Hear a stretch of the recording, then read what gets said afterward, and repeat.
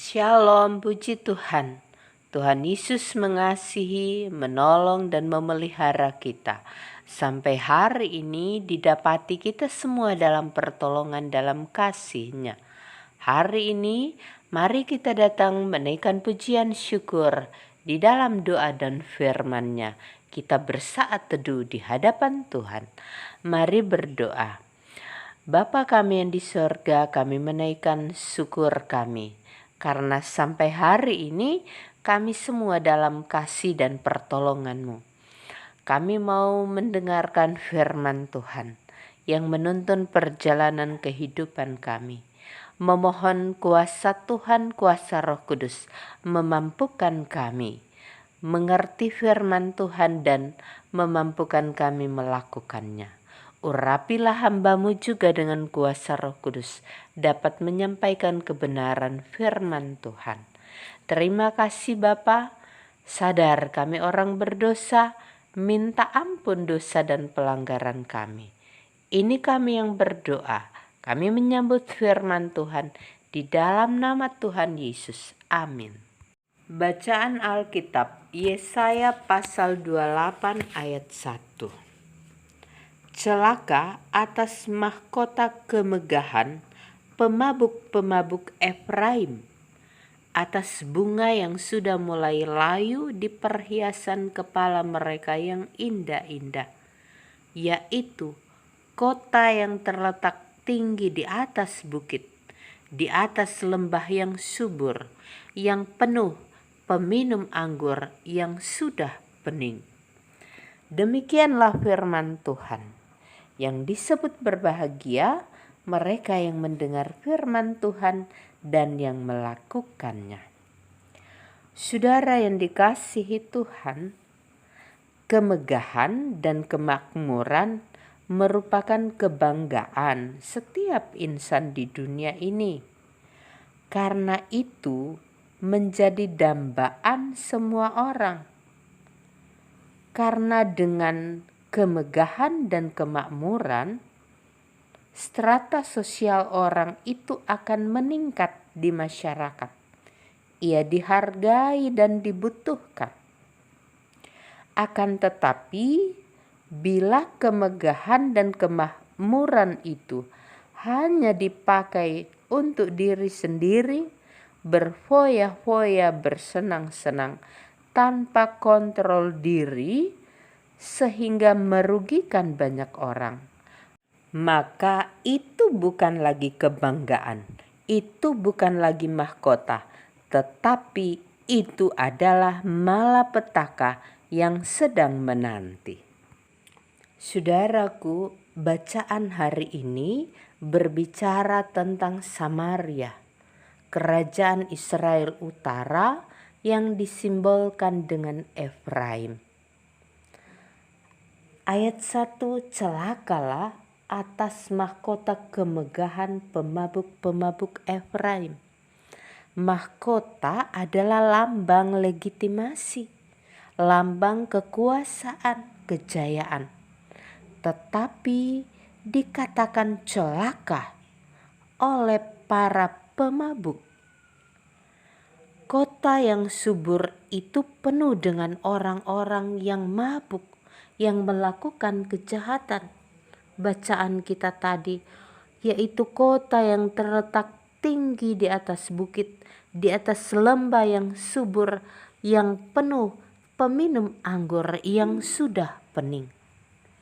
Bahwa orang-orang di situ mereka mabuk oleh anggur, menggambarkan keadaan mereka yang lupa diri, yang hidup dalam kecemaran, hidup dalam pesta pora. Mereka begitu bangga dengan keadaan mereka yang baik, yang kaya, karena kesuburan tanahnya, sehingga melupakan Tuhan. Saudaraku, celaka atas mahkota kemegahan yang dipakai hanya untuk berfoya-foya, untuk minum-minum sampai mabuk. Karena kemabukan akan mencelakakan diri sendiri juga orang banyak. Kemabukan adalah akar dari segala kejahatan, perkelahian, pembunuhan, pemerkosaan, memporak-porandakan hidup rumah tangga, dan bahkan bisa diperalat orang lain untuk berbuat kejahatan. Kemabukan berakibat mengabaikan kehendak Tuhan, dan mengabaikan Tuhan berarti mengabaikan tanggung jawab. Saudaraku, pelajaran bermakna bagi kita semua bahwa saya dan saudara adalah ciptaan Allah yang termulia, gambar Allah. Untuk itu, tinggalkanlah hidup yang bermabuk-mabukan. Hiduplah dalam tuntunan firman Tuhan. Sebab kehidupan kita sebagai gambar Allah adalah hidup yang harus memberi buah, hidup yang menjadi berkat bagi banyak orang. Rasul Paulus, Filipi 1 ayat 22a, tetapi jika aku harus hidup di dunia ini, itu berarti bagiku bekerja memberi buah. Tuhan Yesus memberkati. Amin. Saudaraku, mengakhiri persekutuan, mari berdoa. Bapa di sorga, terima kasih. Tolonglah kami, ajarilah kami untuk tidak hidup bermabuk-mabukan, tidak hidup berfoya-foya dengan berkat-Mu. Tetapi ajarlah kami untuk hidup menjadi berkat bagi banyak orang. Hari ini kami menaikkan syukur, di hari yang mulia kami beribadah menyembah-Mu di gereja. Diberkatilah umat Tuhan, diberkatilah hamba-hamba Tuhan, pelayanan yang terbuka di seluruh muka bumi ini, di gereja dimanapun. Tuhan, kiranya firman Tuhan tetap dikumandangkan di seluruh dunia. Terima kasih. Sehat dan kuat kami jalani hari ini. Usaha kerja kami diberi keberhasilan selalu oleh Tuhan. Sebagai anak, sebagai orang muda dalam masa pendidikan dan pertumbuhan perkembangan, Tuhanlah yang menolong, memberikan keberhasilan, memberikan keselamatan. Bagi saudara kami yang bergumul sakit dimanapun, rumah sakit, di rumah, penyakit COVID, penyakit lainnya, Tuhan sumber pertolongan, kuasa-Mu, mujizat-Mu kiranya hadir di tengah-tengah saudara-saudara kami dan mendapatkan kesembuhan dari Tuhan. Terima kasih Bapa. Seluruh pergumulan kehidupan kami, pribadi dan keluarga, kami bawa kepada Tuhan. Tuhan memberikan jalan keluar.